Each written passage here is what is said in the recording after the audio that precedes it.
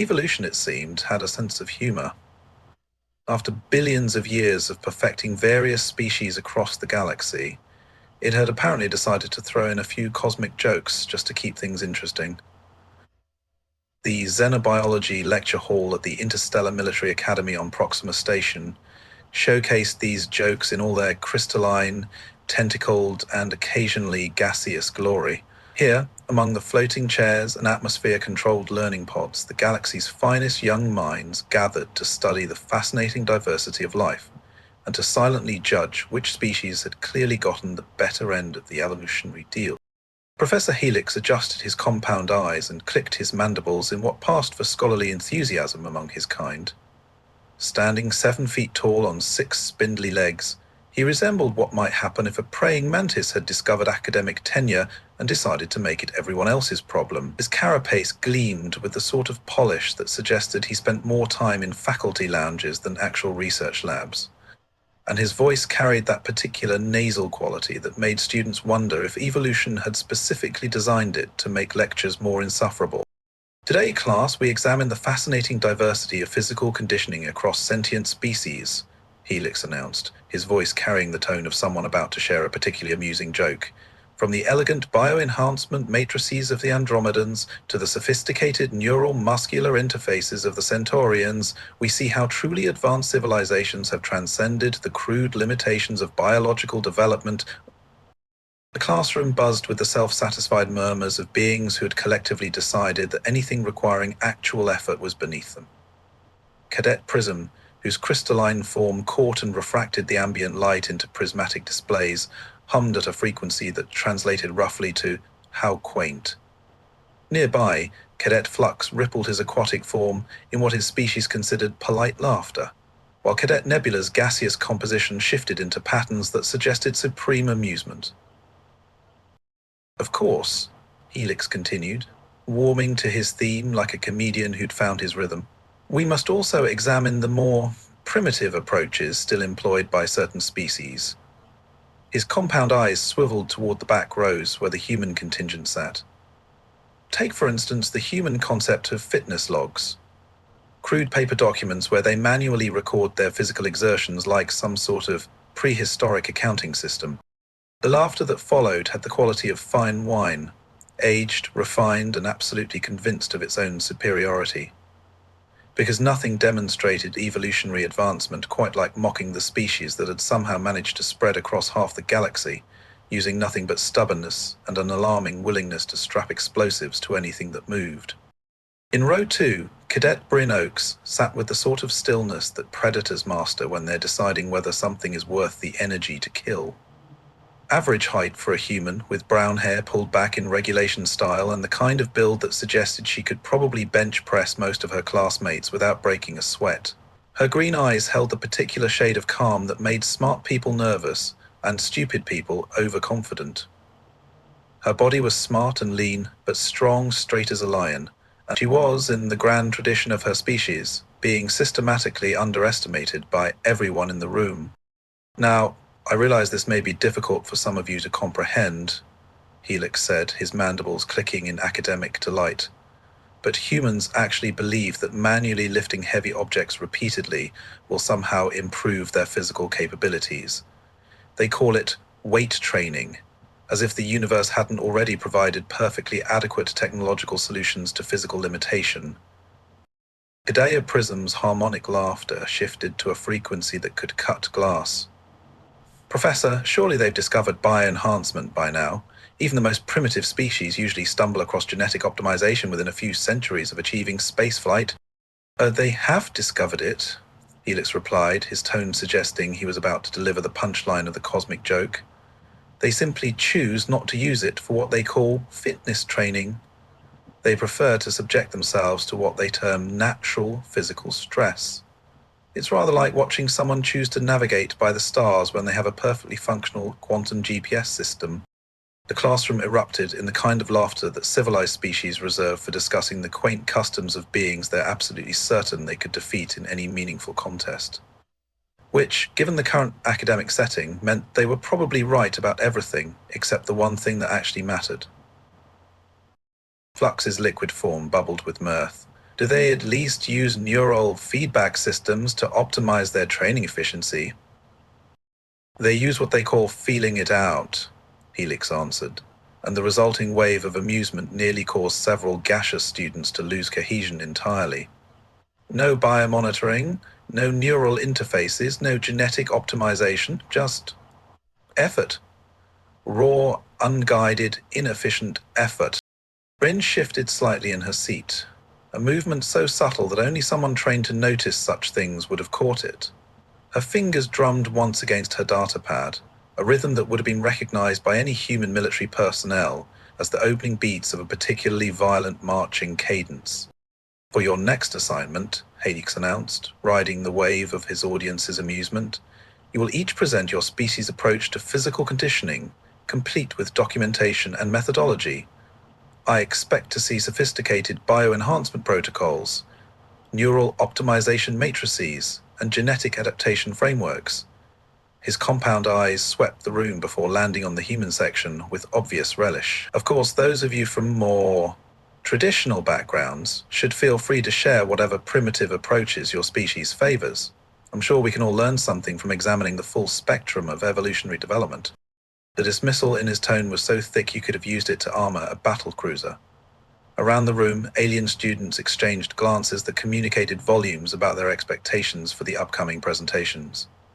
Complex bioenhancement technologies versus whatever crude methods humans had managed to stumble upon in their brief and violent history. As the class began to disperse, Bryn remained seated, her hand resting on a worn leather portfolio that had seen considerably more action than anything else in the pristine lecture hall. The portfolio bore stains that sophisticated sensors would have identified as belonging to several different planets, various atmospheric conditions, and at least 3 different types of blood, only one of which was human. Professor Helix noticed her hesitation and approached with the kind of smile that suggested he was about to be helpful in the way that only made things worse. Is there something you need clarification on, Cadet Oakes? I realize the assignment parameters might seem challenging for someone from your background. Bryn looked up at him with the sort of expression that had historically preceded very bad decisions by very confident people. No, sir, I think I understand perfectly. Document our species' approach to physical conditioning with actual examples. Precisely. Nothing too elaborate, of course. I'm sure whatever your people consider advanced will be perfectly adequate for our purposes.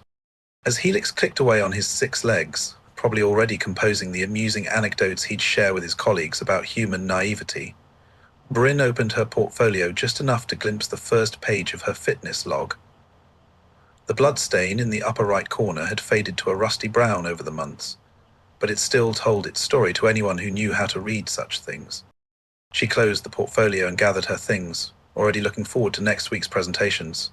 After all, it had been a while since she'd had the opportunity to provide an educational experience that none of her classmates would ever forget. The lecture hall emptied with the usual post-class chatter about upcoming assignments and weekend plans, leaving behind only the faint scent of academic superiority and the lingering sense that someone, somewhere, was about to learn something they really weren't prepared for.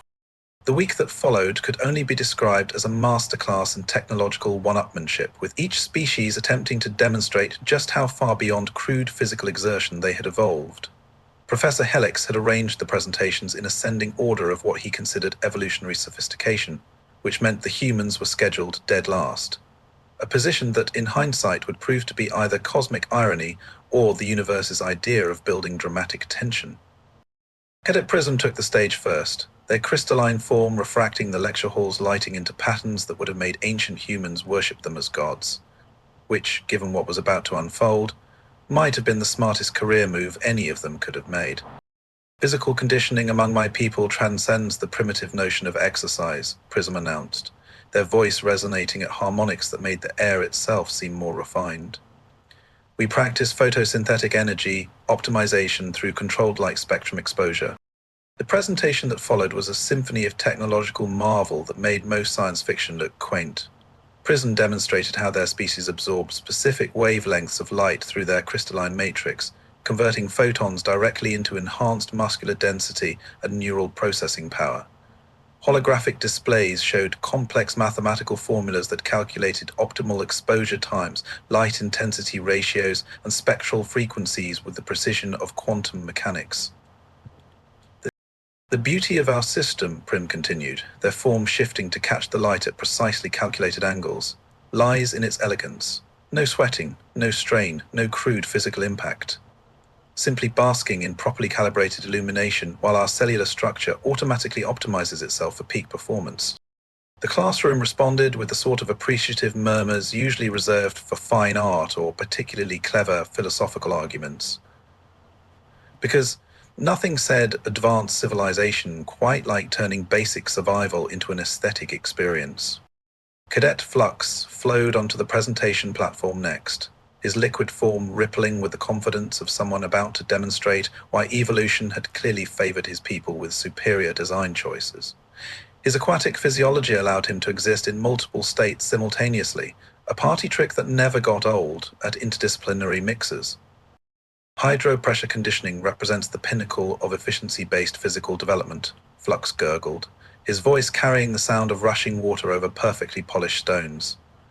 Our training chambers utilize precisely controlled pressure differentials to stimulate cellular adaptation without the barbaric notion of muscle fatigue. His presentation included three-dimensional models of conditioning chambers that looked like something between a luxury spa and a physics experiment.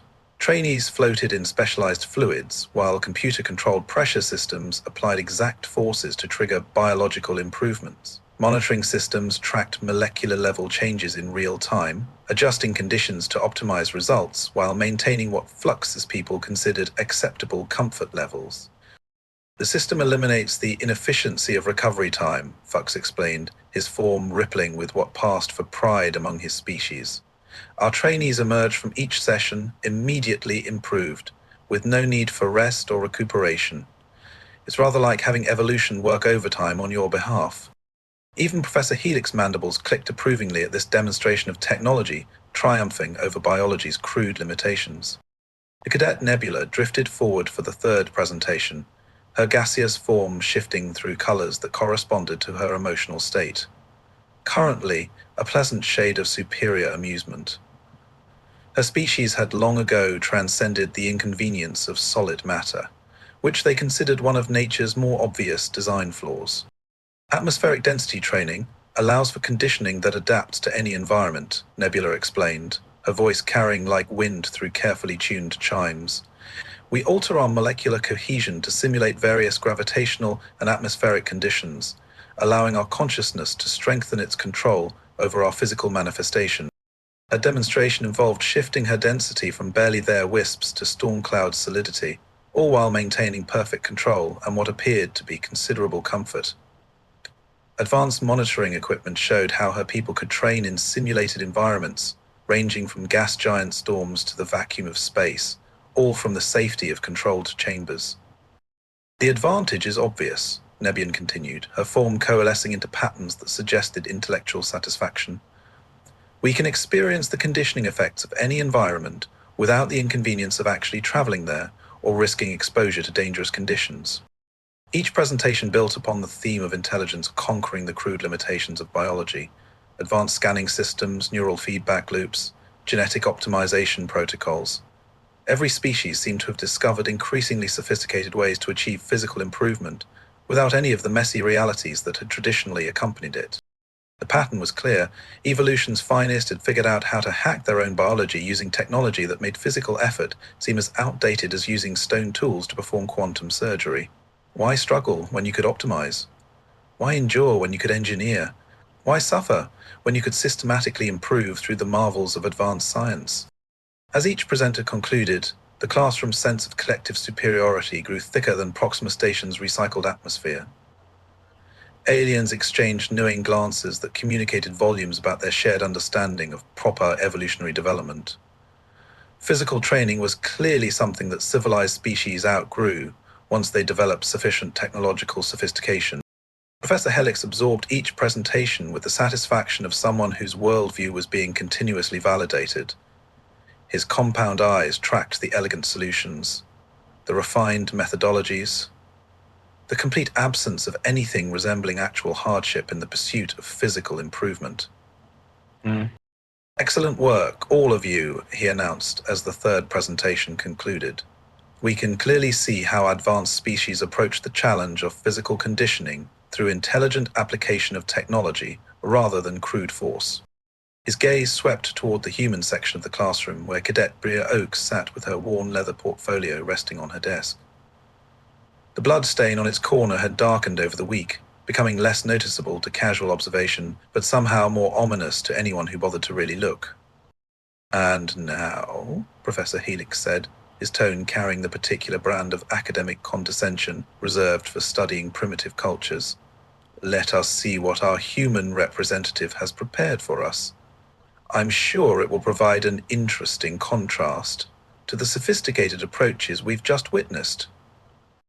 The classroom settled into expectant silence, the kind that precedes either comedy or catastrophe. In the grand tradition of the universe's sense of timing, they were about to discover that sometimes the two were indistinguishable. Bryn stood slowly, gathering her portfolio with movements that suggested she was either very relaxed or very dangerous. Given her species track record, smart money would have been on the latter. The presentation platform awaited, and with it, an education that none of Professor Helix's carefully crafted curriculum had prepared anyone to receive. Bryn stepped onto the presentation platform with the casual confidence of someone who had never needed technology to prove their worth. She carried her portfolio like it was perfectly normal for academic materials to bear the scars of experiences that most civilized beings would consider unsurvivable. The silence in the room had shifted from expectant amusement to something approaching curiosity, the kind that made prey animals suddenly realize they might have miscalculated something important. Human physical conditioning, Bryn began, her voice carrying none of the technological fanfare that had characterized the previous presentations, operates on a principle that most species find counterintuitive. She opened her portfolio and the first thing visible was a page stained with what even the most optimistic observer would have to admit was dried blood.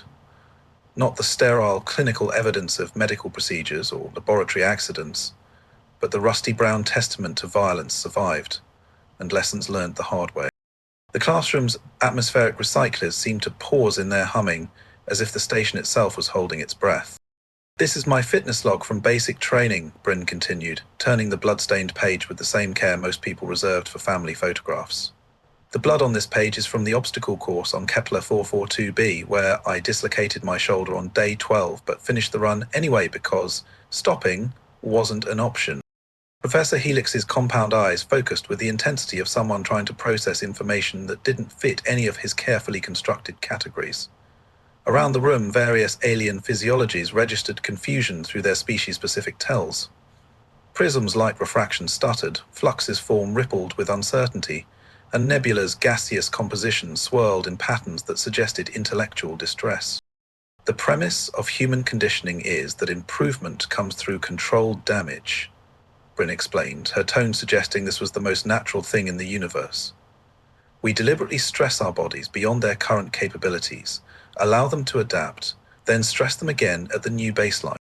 She flipped to another page, this one bearing stains that looked suspiciously like they came from entirely different planets, given the variations in color and oxidation patterns. This entry is from survival training on Titan Station. The blood here is from week 3, when I had to climb a cliff face with torn fingernails and frost-damaged skin because the instructors had decided that comfort was incompatible with education. The silence that followed had weight to it, the kind that pressed against eardrums and made people question their life choices. Cadet Prism's harmonic humming had stopped entirely, while Flux appeared to be having difficulty maintaining his preferred liquid state. Your instructors injured you deliberately, Professor Halick managed, his voice carrying the tone of someone trying to understand a concept that violated several fundamental assumptions about civilized behavior. Oh, that wasn't the instructors, Bryn replied with the sort of smile that predators wear when they're deciding whether to be patient or efficient. That was just Tuesday. The instructors saved their creativity for the weekend exercises. She turned several pages, each one documenting experiences that would have required extensive therapy for most species to even hear about, let alone survive. Training logs that read like medical emergencies. progression charts that tracked improvement through increasingly creative forms of controlled suffering, and achievement records that measured success in terms of how much damage someone could endure while still completing their objectives. The beauty of our system, Bryn said, unconsciously echoing Prism's earlier phrasing, is that it doesn't require any technology, just the willingness to hurt yourself in progressively more sophisticated ways until your body gives up and adapts, rather than continue suffering. Cadet Nebula's gaseous form had taken on a distinctly greenish tinge, which her species' color chart indicated was roughly equivalent to existential horror mixed with motion sickness. This section covers combat conditioning, Bryn continued, flipping to pages that made the previous entries look like spa treatments. The philosophy is simple. If you can function while someone is actively trying to kill you, regular exercise becomes remarkably easy by comparison. The entries that followed detailed training scenarios that sounded less like education and more like elaborate torture methods. Sparring sessions where victory meant walking away under your own power, endurance trials that redefined the concept of exhaustion, and team exercises where cooperation was motivated by the alternative being significantly worse for everyone involved.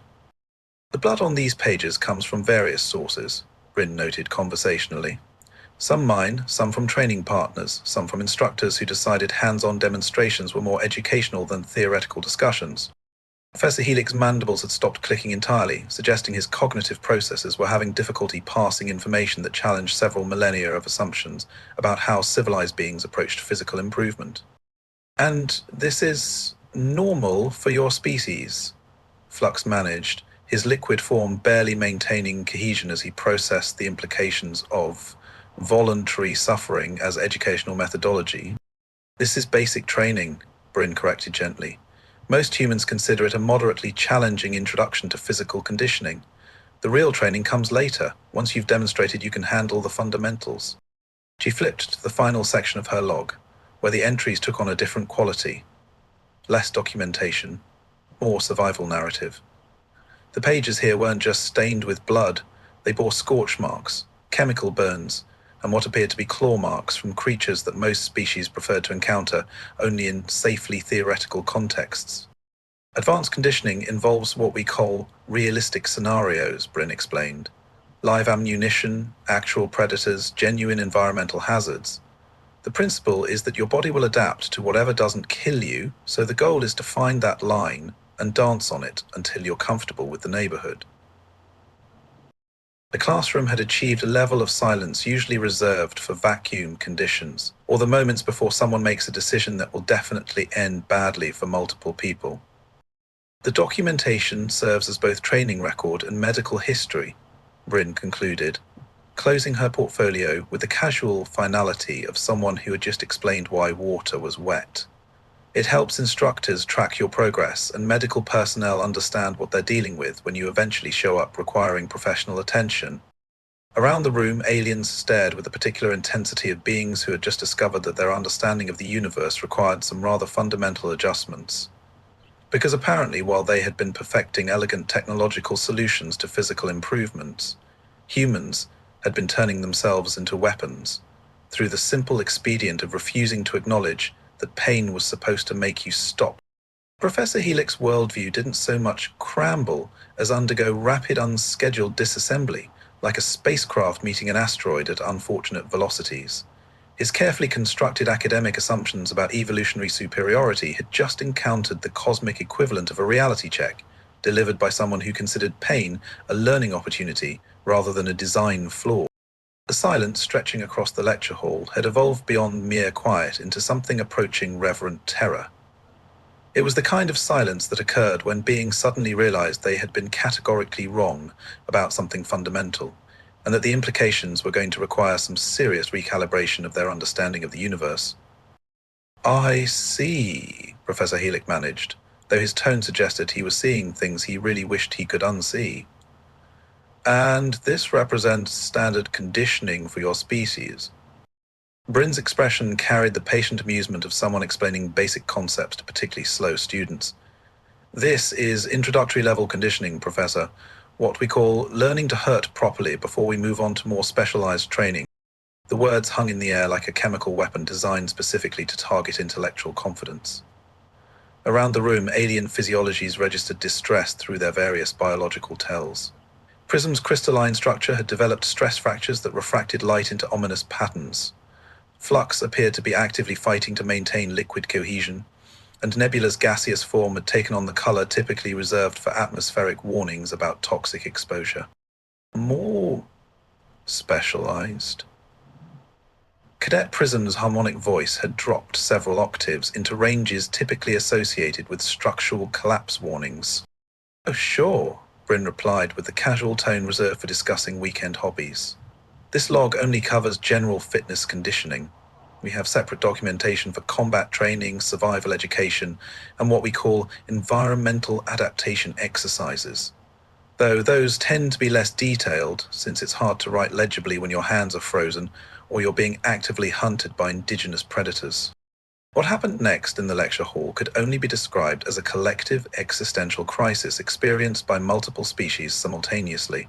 The elegant technological solutions they had just presented, the photosynthetic optimization, the hydropressure chambers, the atmospheric density training, suddenly seemed less like advanced evolution and more like elaborate methods for avoiding the kind of education that humans considered routine. In the administrative observation booth overlooking the lecture hall, Academy officials were having their own moment of profound recalibration. Admiral Chorus, whose species had conquered half their star system through superior technology and strategic planning, was rapidly revising several fundamental assumptions about human military potential. "Make a note," Admiral Chorus murmured to his aide, his voice carrying the tone of someone who had just witnessed something that required immediate policy adjustments. "Reclassify human training programs from cultural curiosity to potential war crimes against our own species." His aide, a gaseous being whose form had shifted to colors indicating severe intellectual distress, managed a barely coherent acknowledgement. Around them, other administrative personnel were engaging in hurried conversations about transfer requests, training modifications, and the suddenly urgent question of whether their insurance policies covered psychological trauma resulting from proximity to human conditioning methods. Back in the lecture hall, the educational experience was continuing with the relentless momentum of a natural disaster.